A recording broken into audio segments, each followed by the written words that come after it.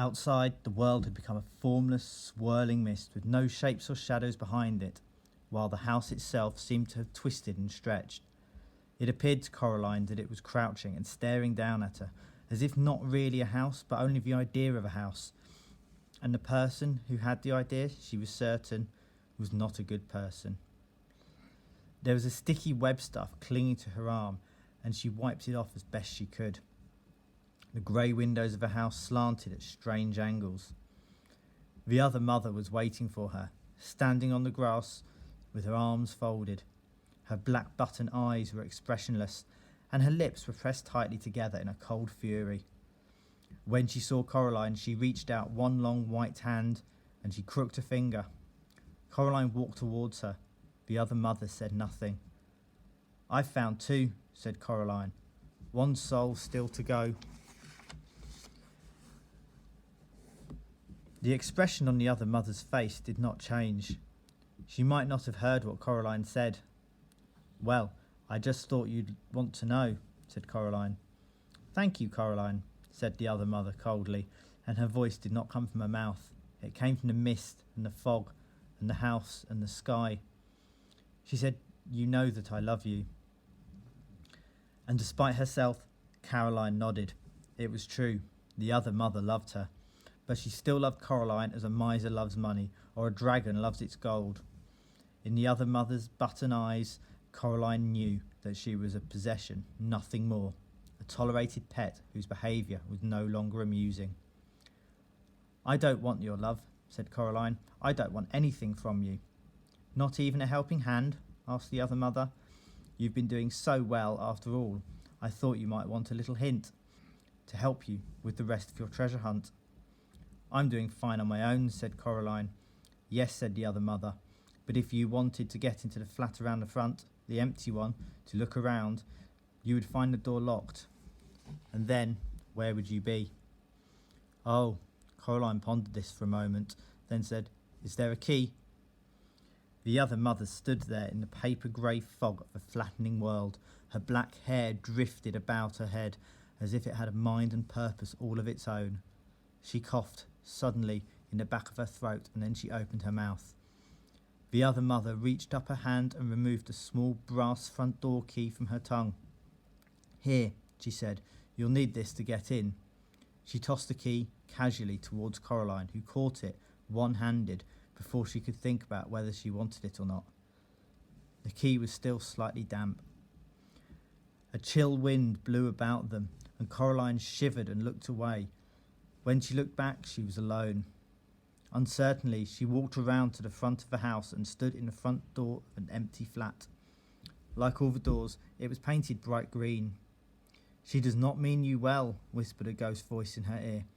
"We do not believe that she would help you. It must be a trick." Coraline said, "Yes, you're right, I expect." Then she put the key in the lock and turned it. Silently, the door swung open, and silently Coraline walked inside. The flat had walls of colour of old milk. The wooden boards of the floor were uncarpeted and dusty, and marks and patterns of old carpets and rugs on them. There was no furniture in there, only places where furniture had been once. Nothing decorated the walls. There were discoloured rectangles on the walls to show where paintings or photographs had once hung. It was so silent that Coraline imagined that she could hear the motes of dust drifting through the air. She found herself to be quite worried that something would jump out at her, so she began to whistle. She thought it might make it harder for things to jump out at her if she was whistling. First she walked through the empty kitchen. Then she walked through an empty bathroom containing only a cast-iron bath, and in the bath a dead spider the size of a small cat. The last room she looked at had, she supposed, once been a bedroom. She could imagine the rectangular dust shadow on the floorboards had once been a bed. Then she saw something and smiled grimly. Set into the floorboards was a large metal ring. Coraline knelt and took the cold ring in her hands, and she tugged upwards as hard as she could. Terribly slowly, stiffly, heavily, a hinged square of floor lifted. It was a trap door. It lifted, and through the opening Coraline could see only darkness. She reached down, and her hand found a cold switch. She flicked it without much hope that it would work, but somewhere below her a bulb lit, and a thin yellow light came up from the hole in the floor. She could see steps heading down, but nothing else. Coraline put her hand in her pocket and took out the stone with the hole in it.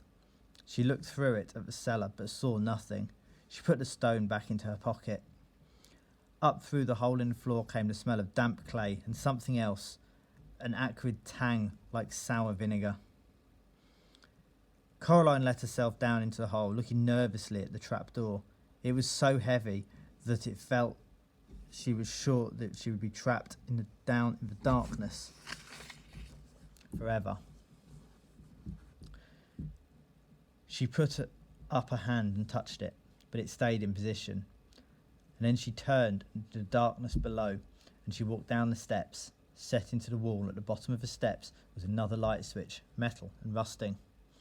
She pushed it until it clicked down, and a naked bulb hanging from a wire from the low ceiling came on. It did not give out enough light even for Coraline to make out the things that had been painted onto the flaking cellar walls. The painting seemed crude. There were eyes, she could see that, and the things that might have been grapes. And other things below them. Coraline could not be sure that they were paintings of people. There was a pile of rubbish in one corner of the room, cardboard boxes filled with mildewed papers and decaying curtains in a heap beside them. Coraline's slippers crunched across the cement floor. The bad smell was worse now. She was ready to turn and leave when she saw the foot sticking out from beneath the pile of curtains. She took a deep breath. The smells of sour wine and mouldy bread filled her head, and pulled away the damp cloth to reveal something more or less the size and shape of a person. In that dim light, it took her several seconds to recognise it for what it was. The thing was pale and swollen like a grub, with thin, stick-like arms and feet. It had almost no features on its face, which had puffed and swollen like risen dead dough. The thing had 2 large black buttons where its eyes should have been. Coraline made a noise, the sound of revulsion and horror, and as if it had heard and awakened, the thing began to sit up.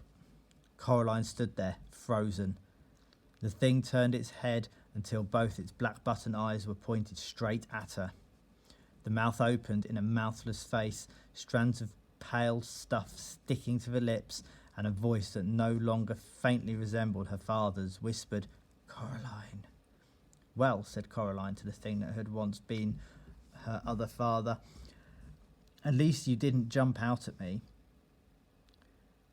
The creature's twig-like hands moved to its face and pushed the pale clay about, making something like a nose. It said nothing.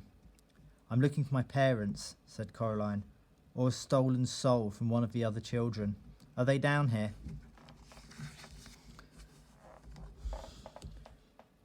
"There is nothing down here," said the pale thing indistinctly. "Nothing but dust and damp forgetting." The thing was white and huge and swollen. Monstrous, thought Coraline, but also miserable. She raised the stone with the hole in it to her eye and looked through it. Nothing.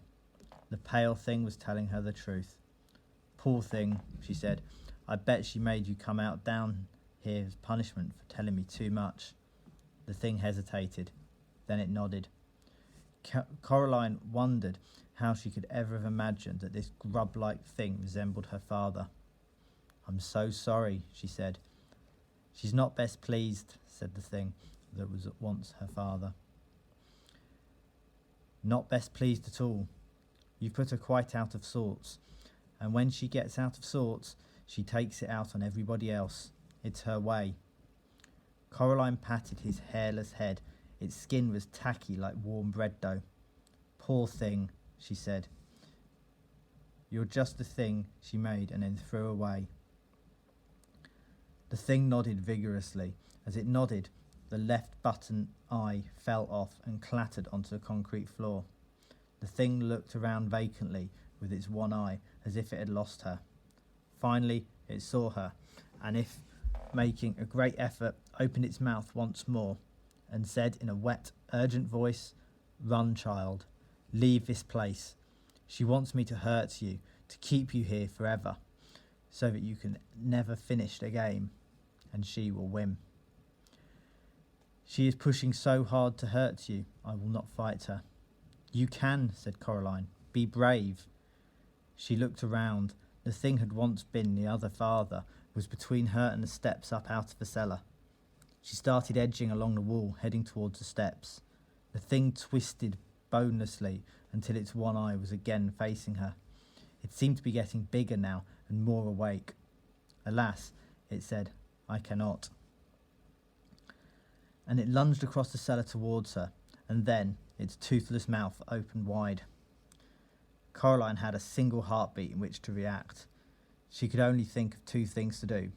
Either she could scream and try and run away and be chased around a badly lit cellar by a huge grub thing, be chased until it caught her, or she could do something else.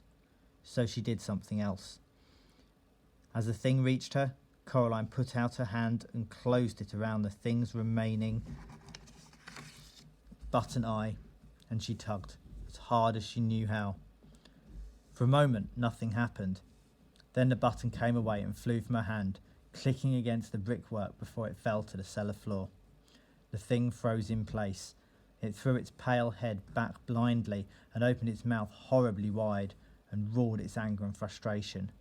Then, all in a rush, the thing swept towards the place where Coraline had been standing. But Coraline was not standing there any longer. She was already tiptoeing as quietly as she could up the steps that would take her away from the dim cellar, with the crude paintings on the wall. She could not take her eyes off the floor beneath her, though, across which a pale thing flopped and writhed, hunting for her. Then, as if being told what to do, the creature stopped moving and its blind head tipped to one side. "It's listening for me," thought Coraline. "I must be extra quiet." She took another step up and her foot slipped on the step and the thing heard her. Its head tipped towards her. For a moment it swayed and seemed to be gathering its wits. Then, fast as a serpent, it slithered for the steps and began to flow up them towards her. Coraline turned and ran wildly up the last half-dozen steps, and she pushed herself up onto the floor of the dusty bedroom. Without pausing, she pulled the heavy trap door towards her and let go of it. It crashed down with a thump just as someone banged against it. The trapdoor shook and rattled in the floor, but it stayed where it was. Coraline took a deep breath.